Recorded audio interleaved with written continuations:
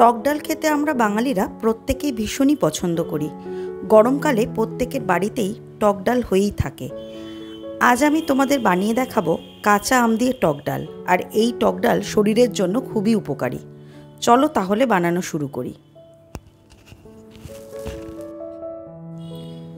টক ডাল বানানোর জন্য প্রথমে ডালটাকে সেদ্ধ করে নেব।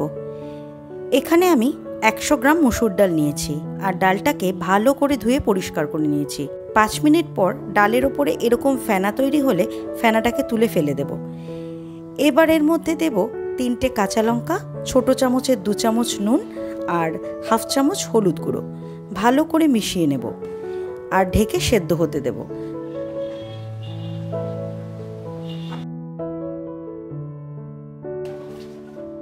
পাঁচ থেকে 7 মিনিট পর ঢাকা খুলে দেখে নেব ডালটা সেদ্ধ হয়েছে কিনা। ডাল সেদ্ধ হয়ে গেছে। হাতা দিয়ে ডালটাকে একটু চেপে চেপে মিশিয়ে নেব। এরপর এর মধ্যে দেব টুকরো করে কেটে নেওয়া আম। আমি এখানে 2টো ছোট সাইজের আম নিয়েছি। আবারও ঢাকা দিয়ে আমটাকে সেদ্ধ করে নেব।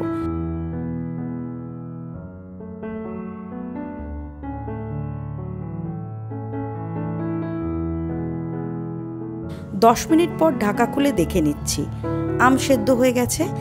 এবার হাতা দিয়ে কয়েকটা আম একটু ভেঙে দেব, এতে ডালের মধ্যে টক ভাবটা বেশি হবে।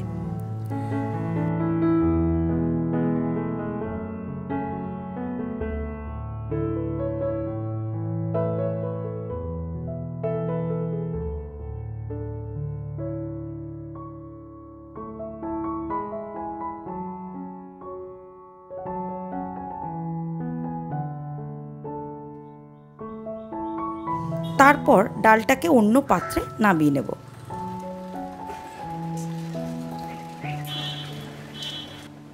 কড়াই বসিয়ে তাতে 1 টেবিল স্পুন সরষের তেল গরম করে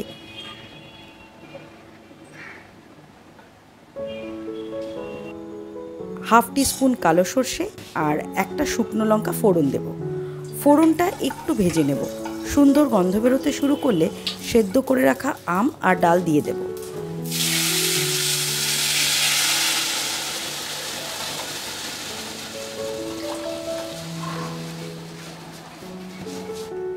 ফোড়নের সাথে ভালো করে মিশিয়ে দেখে নেব ডালে নুন ঠিক আছে কিনা।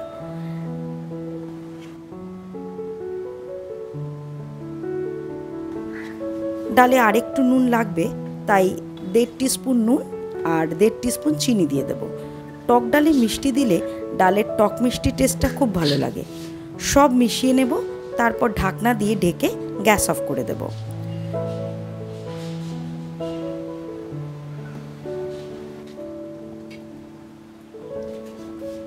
তৈরি হয়ে গেল আমাদের কাঁচা আম দিয়ে টক ডাল। এরপর সার্ভ করে নেব। ভিডিওটা তোমাদের কেমন লাগলো কমেন্ট করে জানিও। ভালো লাগলে লাইক, সাবস্ক্রাইব আর বন্ধুদের সাথে শেয়ার করো। আবার দেখা হচ্ছে অন্য কোনো রেসিপি নিয়ে পরের ভিডিওতে।